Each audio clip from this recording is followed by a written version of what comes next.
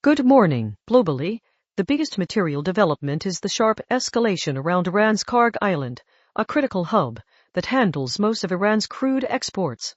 The U.S. has carried out strikes on targets on the island, and President Donald Trump is warning of further attacks unless Iran stops assaults on vessels in the Strait of Hormuz. The BBC is outlining why Karg matters to global energy flows, while the Financial Times is reporting the U.S. is also urging partners including China and the U.K. to contribute naval deployments to protect shipping, with France signaling additional warships and the U.K. reportedly declining to send an aircraft carrier. The Pentagon is also moving more Marines and warships into the region, according to reports cited by the BBC. The immediate global economic risk is energy. Any sustained disruption to Hormuz-linked shipping or Iranian exports would tighten supply and lift prices, with flow-on effects for inflation and interest rate expectations. On the broader conflict picture, the UN Secretary-General is again urging diplomacy over military solutions in Lebanon.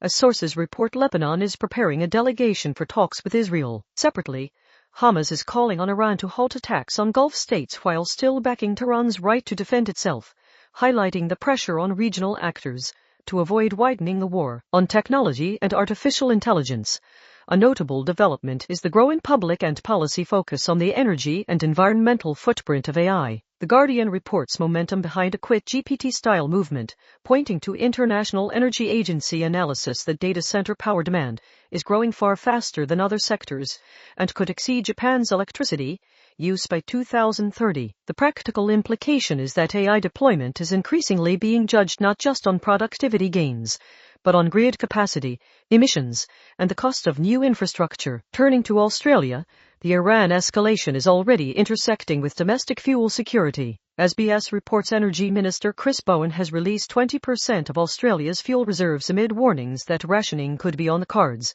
if global supply chains tighten. This is a material policy step, and it puts renewed attention on Australia's liquid fuel resilience, freight costs, and household budgets if petrol prices rise further. Also on the policy front, SBS reports the popular tax discount for electric vehicles could be phased out, with advocates warning it may hit families outside major cities with longer commutes. With petrol prices under pressure, any change to EV incentives becomes more politically sensitive and economically consequential, particularly for cost of living and the pace of fleet electrification. For markets, the key watch today is whether investors reassess risk around the Iran conflict. The Financial Times is questioning whether markets are being too complacent, and the main transmission channel for the Australian share market remains energy prices, transport-exposed sectors, and inflation expectations. In national public life, Denmark's King Frederik and Queen Mary have begun a state visit, starting at Uluru, the first Danish state visit to Australia in 40 years.